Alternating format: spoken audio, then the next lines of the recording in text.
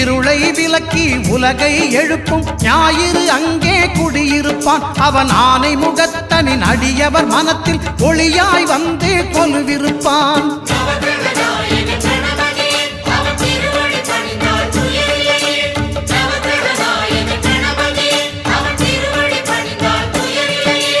ஒன்பது கோளும் ஒன்றாய் காண அங்கு கற்பகம் என்னும் கடவுளின் மெய்யில்